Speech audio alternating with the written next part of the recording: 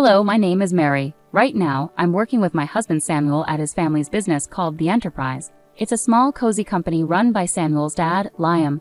There are about 6 of us working there. Liam isn't very involved in day-to-day activities. Samuel takes the lead and might become the next boss. He works closely with clients and pushes new projects to help the company grow. When we have big projects, everyone pitches in, making the atmosphere energetic and passionate. I've been part of this lively place for 8 years now since I married into the family. But Samuel's mom, Amanda, seems unsure about my role here. Recently, when I got home early to cook dinner and Samuel stayed late at the office, Amanda confronted me with some tough words. She asked me, "How long do you plan to stick around in our family's business?" Her tone sounded critical and disapproving. Since Amanda retired, she started criticizing my decisions instead of enjoying her free time. I tried to stay calm and asked her, "What do you mean by clinging?" She replied sharply, suggesting I married Samuel out of necessity, and now took advantage of working at their company. This wasn't the first time she accused me like this, it was happening more often. When I got married, I chose to leave my old job and join Samuel's family business. It was my decision, not because I had no other options, as Amanda seemed to think. Trying to explain, I told her, "Mom, I could work somewhere else if I wanted. I chose to be here." But she brushed it off, convinced she understood my motives. The tension with my mother-in-law went beyond words. Despite promising to take over household duties after retiring, she rarely helped, leaving Liam to often ask for her assistance with chores. Instead, she insisted, "I've worked my whole life. Now it's the daughter-in-law's turn to handle things at home." So I often ended up managing dinner and cleaning up afterward. One afternoon, I gathered my courage to address a household issue that was bothering me. "Amanda," I started cautiously, "I've noticed dishes often pile up in the sink. It would be helpful if you could clean up after your meals." Instead of understanding, she reacted strongly. She accused me of crossing boundaries and questioned my right as her daughter-in-law to set rules in her home. Feeling drained by our argument, I knew time was slipping away. If I didn't start dinner soon, we'd eat very late. Despite my frustration, I stayed calm. "Mom, let's talk more later," I suggested, hoping to ease the tension for now and focus on cooking. Amanda seemed to calm down and left for the living room, leaving me alone with the noise of kitchen utensils. Liam and Samuel had seen Amanda treat me this way before. They tried to step in when they could, but it didn't seem to change much. When they addressed the issue, they looked concerned and frustrated, wanting our family to get along better. Ironically, whenever Liam and Samuel confronted Amanda about her behavior, it often made her angrier at me, making her hostility worse. Her usual calm and gentle manner would turn into contempt, and her words hurt deeply, even though she never physically harmed me. Liam and Samuel's support became my sanctuary, helping me endure Amanda's hurtful comments. One tough morning, after I cleaned up from breakfast and was getting ready for work, Amanda suddenly exclaimed, "Oh dear, what a mess. It looks like a garbage dump here." Out of nowhere, she poured a bucket of water on my handbag. I stood there in shock, feeling a mix of disbelief and anger. "Why would you do that, Amanda?" I managed to ask, my voice shaking. Amanda's reply was dismissive, almost playful, like a mischievous child. "Oh, was that your stuff? I thought it was just a big piece of trash." Her casual attitude made me even more furious. Even if you thought it was trash, who pours water on something? I argued, struggling to grasp her lack of consideration. In the morning light, sitting across from Amanda in our living room, her expression was cold and determined, as if she had decided on a drastic action. "What on earth are you thinking? Now the carpet's soaked, and what about my things?" I blurted out, feeling a mix of confusion and frustration as I hurriedly took out the wet items from my bag. Important work documents lay spread out on the table, drying off. Amanda looked at me with a chilling calmness, showing no remorse or concern for the chaos she had caused. "You don't need to go to work anymore," she said flatly. I was completely stunned by her statement. "Excuse me?" I replied, filled with disbelief and shock. Amanda's next words hit me hard. "You've been hanging around this house for 8 years, but today I can finally get rid of you." Her voice dripped with venom and determination, a side of her I'd never seen before. My mind raced with sadness. "Get rid of me," I repeated, my voice betraying my disbelief. She made me feel like an outsider in my own family. "My daughter is joining the company, so we need you to leave. Today's your last day. All you have to do is apologize to your father-in-law and Samuel for causing trouble." She laughed mockingly, adding insult to injury. She was using my job to push me out. I had invested years into that job, earning respect and making cherished memories. Shocked and heartbroken, I struggled to understand the harshness of her decision. I had devoted myself to this family, yet it seemed my efforts meant nothing to her. "Are you sure about this? Wasn't Emma working at a clothing store in Philadelphia?" I asked, my voice showing my confusion and concern. My job meant more to me than just a paycheck. It was my path to personal fulfillment. Meanwhile, Emma, my sister-in-law, tired of city life and its impersonal nature, decided to come back. She said she was fed up with the cold people in Philadelphia, so I told her I had a job waiting for her once she returned home. Amanda explained firmly, leaving little room for discussion. Amanda's words hit me hard. She's agreed to come back immediately, and now that she has, I want you out of this house. Her statement was shocking, almost impossible to accept. With one decision, she was ready to completely upend my life, disregarding my place in the family without any chance for dialogue. Coldly, she handed me an envelope. "I've written your resignation letter," she announced, effectively casting me out of our home. In that moment, my heart broke.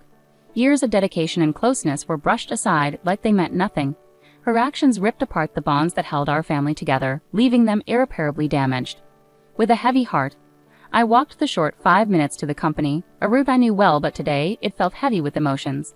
Each step under the cool morning sky carried the weight of the situation unfolding. When I entered the office, I shared with Liam, my father-in-law, and Samuel, my husband. I told them about Amanda's harsh ultimatum. They looked shocked and held back their anger, staying composed despite the turmoil. They cautiously suggested it might be best for me to step back for a while to show Amanda the impact of her demands. This suggestion threw my heart into even more confusion. After years of working hard at our family business, the idea of taking a break longer than the usual holidays like Thanksgiving or Christmas seemed strange and overwhelming. Encouraged by Samuel and Liam's supportive words, "Why not take a step forward and try something new?" I decided to take a short trip. As I packed, my mind raced with thoughts about my life, the decisions I had made, and what lay ahead in the future. Meanwhile, my sister-in-law Emma, who was supposed to take over my role at the company, arrived shockingly late at 2 p.m. Her casual attitude left Samuel and Liam bewildered and frustrated. Despite their attempts to help her understand the business, Emma showed little interest in learning its intricacies. Upon hearing this news, anxiety gripped me about the future of the company. Even as I looked forward to my journey and hoped to avoid another encounter with Amanda, I quickly set off. Watching the landscape change from the train window, I took the opportunity to reflect on my past and present. The journey provided not just physical distance but a chance to breathe and think about what lay ahead for me. As I enjoyed local seafood specialties during my travels, my thoughts frequently turned to my family and our business. I was deep in these reflections on the 5th day of my retreat when my peace was suddenly shattered by a tearful call from Emma. "What's happening?" Mom said it was an easy job, just sitting in a chair, but Samuel and Dad act like I can't do anything right. Emma lamented, clearly frustrated. Her words sounded like they echoed the assurances my mother-in-law had given her, which caught me off guard. Despite the relaxed pace of my days away, I knew it was time to face the reality of the situation. "So Emma, how comfortable are you with computers?" I asked, sensing her hesitation. "Well, I mostly watch videos and play games online," she replied, hinting at her limited technical skills. Curious about her abilities, I asked about her experience with software like Word or Excel. Her confused response surprised me, given her background in the apparel industry in Philadelphia, where tasks like tracking sales and managing inventory would typically require basic computer knowledge. "Can you handle sales calculations or fill out documents?" I questioned further. She confidently said she could manage those tasks, but when I asked, "Can you calculate the correct amount of tax?" her confidence wavered, and she answered uncertainly. This wasn't just about testing Emma's math skills, but about seeing if she could apply them practically in a business context. While Emma had talents in other areas, it was evident she lacked confidence in the specific skills needed for the job. Her discomfort with calculations seemed to be a significant factor in the criticism from Liam and Samuel. It was essential for me to address the motives behind my mother-in-law's efforts to replace me. "Since you're taking over my role, I expect you to handle accounting tasks proficiently. Pay attention to email etiquette. A casual tone suitable for friends isn't appropriate for business. You'll also need to manage staff scheduling. Our team is small, but we prioritize everyone's time off requests, so don't put your convenience over theirs," I told her firmly. As I continued outlining her responsibilities, I could hear Emma crying on the other end of the line. It was a difficult conversation, but necessary for her to understand the reality and expectations of the role she was taking on.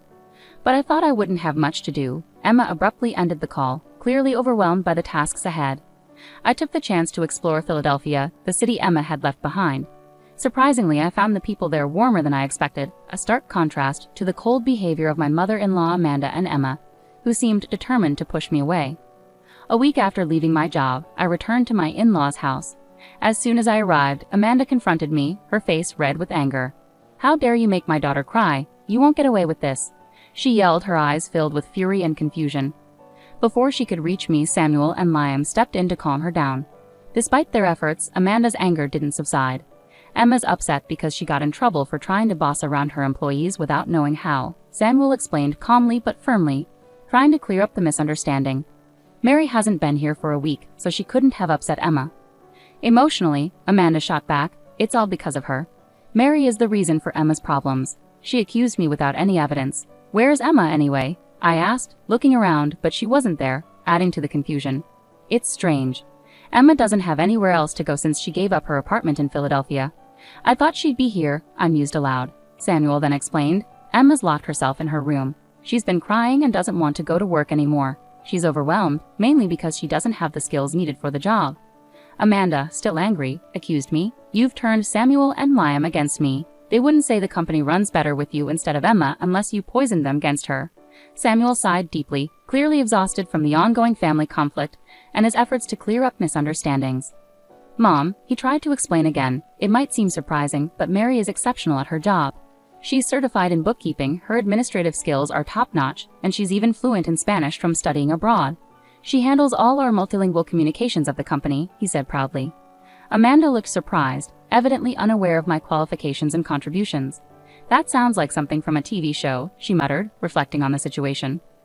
I remember in college I was so focused on getting certifications and studying that I had little time for socializing or dating. That's when I met Samuel when he visited my company for business, I shared, trying to bridge the gap between misunderstandings and the reality of our lives. Realizing Amanda wasn't interested in my qualifications or past achievements, I refocused the conversation on the present situation. To sum up, I handle a wide range of tasks at the company, from accounting and scheduling to coordinating with other companies and managing employee shifts, I explained, detailing the breadth of my responsibilities. Samuel chimed in, the work environment has improved significantly since you took a step back, Mom. His remark visibly surprised Amanda. Just then, Liam, Samuel's father, interjected with a startling revelation. We're considering closing down the company soon. Emma made a serious error. Instead of completing some crucial documents, she opted to take phone calls because she thought it would be more enjoyable while we were away. She ended up being rude to an important contact from another company, which could have serious consequences. I was shocked, my hand covering my mouth in disbelief. I can't believe Emma would do something like that, I murmured, filled with a sense of disbelief and dread over the potential implications for the company's future. As I pondered over these anxious thoughts, the story took another unexpected twist. When I explained our situation, the president of the other company suggested it might be time to consider merging. He expressed interest in absorbing our family business. Liam continued, revealing the surprising turn of events. This unexpected development brought a glimmer of hope. A merger could stabilize our customer base, a goal Samuel had been tirelessly working towards through his efforts in sales. Samuel and Liam felt relieved by the news, but Amanda had a different reaction. She immediately objected, that's not acceptable. Samuel should be the president. This company belongs to us, doesn't it? He shouldn't just become an employee. Amanda exclaimed passionately, unwilling to entertain the idea of losing the status and control that came with owning the company. Her outburst drew Emma downstairs to see what was happening. Amid the chaos, Liam's calm but firm voice cut through the tension. I am divorcing you. You have resisted change, neglected your duties at home and to the family, and I've learned about your involvement with younger men. I can no longer tolerate this behavior, he declared, shocking everyone present, including Samuel and me. Liam then placed divorce papers and a photo of Amanda with a young man on the table. If you sign these papers now and take your belongings, I won't pursue alimony. Trying to get money from you would be futile, he stated firmly. How can you say that? Haven't I dedicated myself to this household all these years? Amanda protested. Liam countered, have you actually done any real housework in the last 8 years? Spending someone else's money on younger men doesn't count as dedication to this house, his frustration evident in his voice. It was an unprecedented display of firmness from Liam, typically known for his gentle demeanor, as he addressed long-standing family issues. The atmosphere was charged with tension and disbelief as Liam, usually composed and reserved, showed a side of himself that shocked everyone present, especially Emma, who had just entered the room. Her slight trembling betrayed her astonishment and fear at the unfolding scene. Emma, this concerns you too, Liam declared firmly. You returned because you couldn't make it on your own in Philadelphia. Now you're struggling to find a job here, yet you act as if you're above everyone else. You've stopped making an effort altogether, resorting to escapism. It's time for you to leave this house as well. Emma was stunned, her face showing a mix of confusion and denial. Wait, Dad, maybe Mom has her issues, but I'm still your daughter, right? She protested desperately, trying to maintain her place in the family. Amanda, hurt by her daughter's words, reacted with shock. Are you turning against me now, Emma? she accused, her voice filled with hurt and disbelief as tensions escalated. Liam intervened swiftly to prevent further conflict. To avoid more trouble, I've arranged for both of you to stay with an acquaintance until you get back on your feet. They'll be here shortly to pick you up. Please gather your essential belongings, he instructed firmly, his tone brooking no argument. With heavy hearts and no other options, Amanda and Emma packed their belongings. Shortly after, an acquaintance of Liam's, who managed a factory with living arrangements, arrived to take them to their new temporary home. Meanwhile, Samuel, Liam, and I seized the opportunity to inform our employees about the upcoming merger of our company with a larger corporation, preparing them for the changes and challenges ahead. Amidst these significant life changes, I discovered that I was pregnant. I shared the joyful news with the president of the acquiring company, who responded with enthusiasm. He assured me they would find a suitable replacement for my role to ensure a smooth transition. With the promise of new beginnings and the excitement of our growing family, Samuel and Liam redoubled their dedication to the company, inspired by the bright future ahead.